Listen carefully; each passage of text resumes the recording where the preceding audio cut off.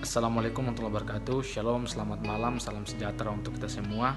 Pada kesempatan ini saya bersama teman-teman akan mempresentasikan materi atau jurnal yang diberikan oleh dosen kami dari halaman 421 sampai 423. Sebelum itu perkenalkan, nama saya Muhammad Masa dan ada teman-teman saya lagi yang bernama Muhammad Rizal Bahri, John Jansen Pemberapuk, Claudia Veronica, Afrianti Arizona Bugis, dan Patricia Siva Auri.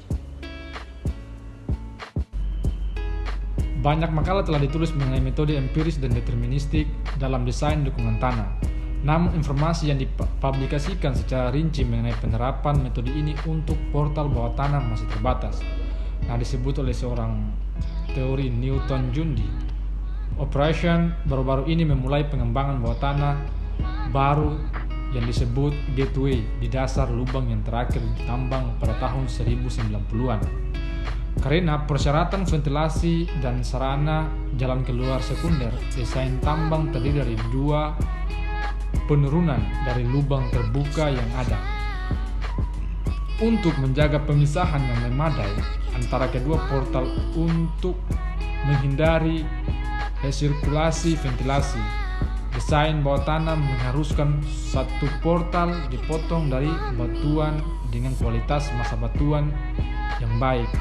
Jadi makalah ini tuh menjelaskan terkait proses menentukan lokasi lubang bukaan yang sesuai pada tambang terbuka dengan menggunakan pemetaan, pemodelan, dan pemboboran berlian. Selain itu juga ada desain proses pengumpulan data, desain penyangga tanah, pemasangan desain penyangga tanah, dan metodologi penggalian awal untuk dua jenis biji tanah dua jenis kondisi tanah yang berbeda juga dibahas. Selain proses desain, pembelajaran dari pemasangan penyangga juga harus didokumentasikan sehingga para pihak lain yang ingin merencanakan tambang baru dapat memanfaatkan pembelajaran terkait desain dan konstruksi nanti.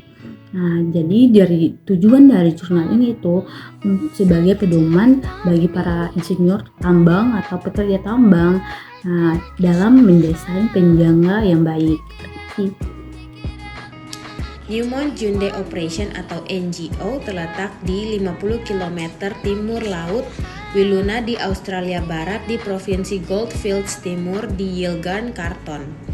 Endapan fasies hijau ini terdapat di sepanjang koridor laut utara hingga barat laut dari batuan kuno di sebelah timur sesar Nimari yang menukik ke bawah dan ke arah barat.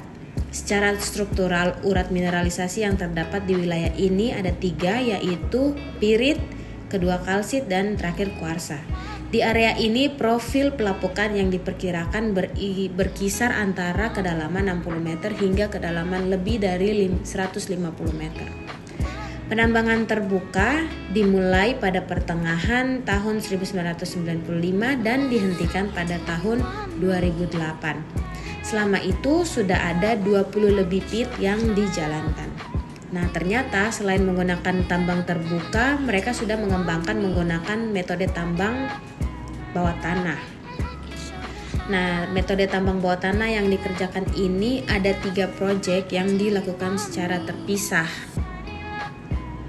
Jadi tambang bawah tanah itu beroperasi secara terpisah. Yang pertama itu ada Barton, yang kedua ada Invicta, dan yang ketiga itu ada Gateway.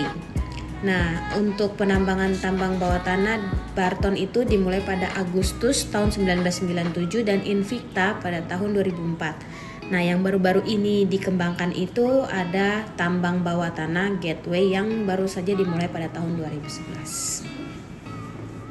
Gambar 1 merupakan gambaran umum Junde yang menunjukkan beberapa lubang bukaan pada tambang bawah tanah.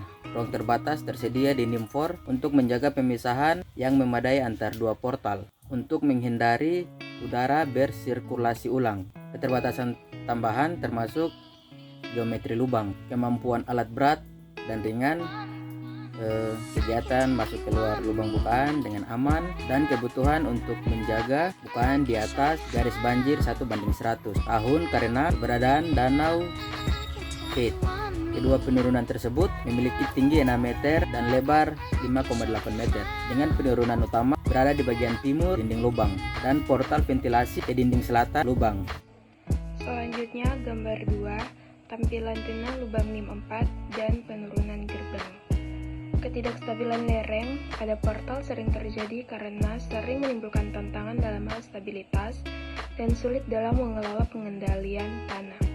Rogers dan Hickok 1988-1989. Kesulitan dalam mengelola kondisi tanah muncul karena sebagian besar portal digali pada masa batuan dekat permukaan yang mengalami pelapukan, sangat diskontinu dan bebas tekanan. Rogers dan Hickok 1988-1989. Faktor tambahan yang mengendalikan stabilitas portal meliputi jenis batuan, struktur geologi, dan kerusakan akibat peledakan, akibat penambangan terbuka dan pengembangan terowongan. Meskipun lingkungan pertambangan tidak mengalami tekanan yang tinggi, tegangan penyangga terkonsentrasi di dasar tambang dan oleh karena itu diperlukan dukungan dan perkuatan yang tepat waktu hingga mencapai tingkat yang dibutuhkan untuk infrastruktur permanen. Di Jandi, ketidakstabilan portal dialami selama pengembangan portal bawah tanah pertama untuk Barton Decline pada pemotongan pertama. Demi pemahaman masa batuan yang lebih baik, penyelidikan geoteknik terperinci dilaksanakan untuk mengurangi kemungkinan terjadinya ketidakstabilan pada lokasi portal dan keperluan desain penopang tanah di tambang gateway. Dua pendekatan teknik yang diperlukan untuk desain dan konstruksi portal, yaitu penilaian stabilitas lereng dan rekayasa terowongan. Konsekuensi dari kegagalan portal dianggap tinggi karena desain tambang terdiri dari dua penurunan dari dalam lubang yang sama. Portal-portal ini memiliki struktur-struktural yang unik, yang tujuan utamanya adalah menyediakan akses aman bagi manusia, material, dan peralatan ke bawah tanah selama umur proyek yang dapat ditentukan. Dua bidang yang menjadi perhatian dipertimbangkan ketika mendekati desain dan penopang tanah dari portal bawah tanah.